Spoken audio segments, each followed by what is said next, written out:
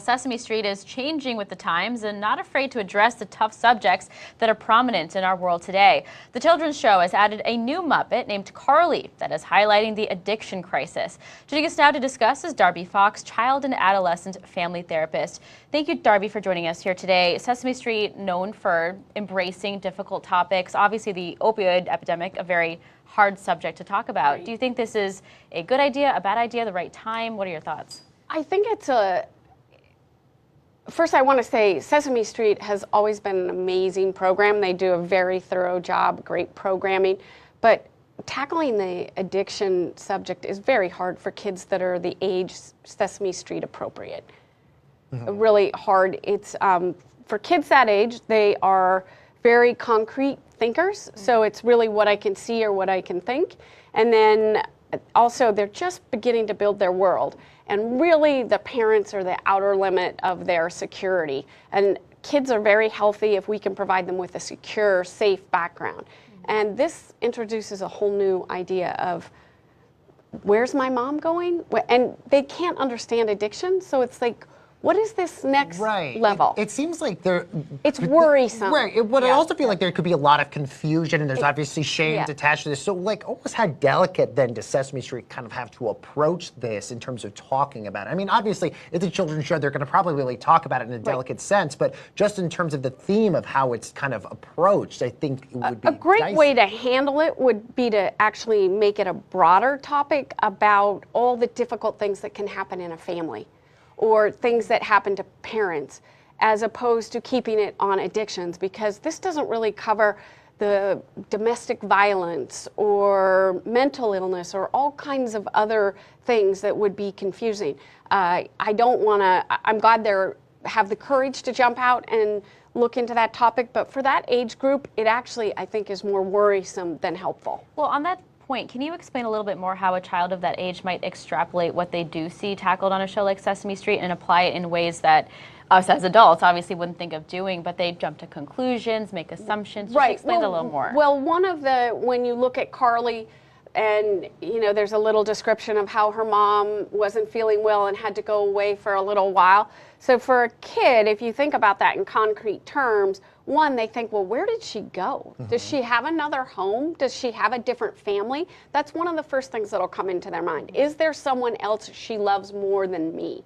Because kids at that age are really all about everything's focused on themselves. So that's really worrisome. And as soon as they start thinking about that, they lose their base or foundation of security.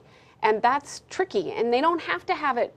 It's not a complicated thought for kids. It's, really what's immediate, what's right here. And they have no inferential thinking at that stage. So they can't think, oh, well, she's gone now and she'll be back tomorrow. There isn't a planning for that. And Sesame Street, I mean, I was raised on Sesame Street. I can imagine you were as well. And it's been around for so long, but they've also tackled very tough subjects. They've had, characters that have spotlighted parents in jail, autism, foster care, so many other things.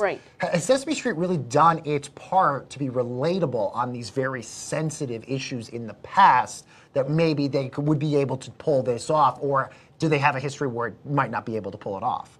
You know what? Again, I think they could if they broadened the conversation. We want to think about, we don't want to focus just on opioid addiction, because although it is a crisis that really affects such a small number, that it opens up, what are other kids like? What is that? Why don't I know about that?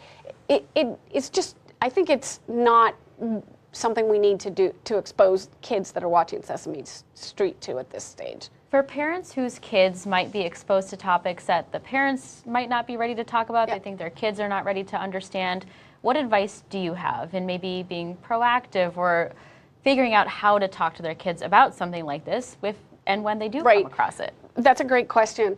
A good way to talk to kids about that is sometimes there is an illness or something affects them and they don't know how it's going to make them feel. Like when you had the flu, you can liken it to something that makes a child, or when you have a cold and you just really can't quite get going or motivate.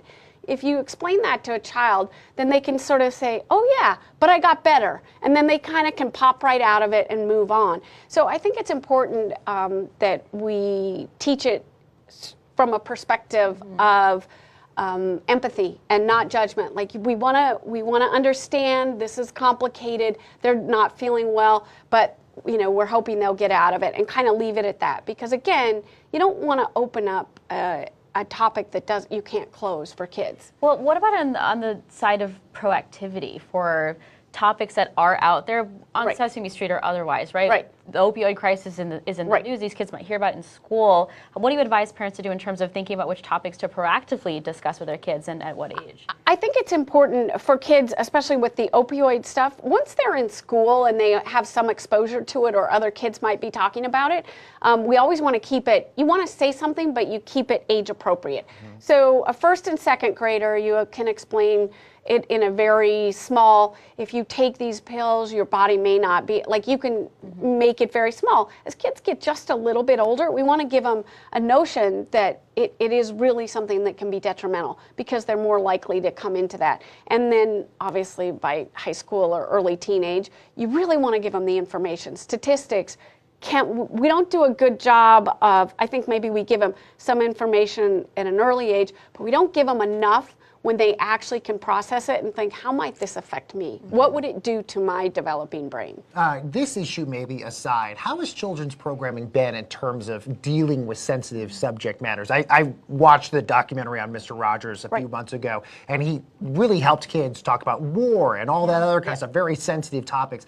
Traditionally, have children's programming been an appropriate way for children to kind of grapple with difficult issues? I think they have. They've done a great one. I think most people, when you look back, like my kids are all grown, you look back at some of that programming, it still brings, you think of it, what it's brought to the joy and the learning opportunities. So they really have done a great job. Mr. Rogers, Sesame Street, some of the, Science Guy, Bill Nye, the Science Guy, has tackled science with fabulous interest for kids. So I think by and large, the programming's quite good. Okay. All right. Well, amazing insight there. We appreciate your time. That's Darby Fox, child and adolescent family therapist. Thanks so much. Thank you. All right, everyone.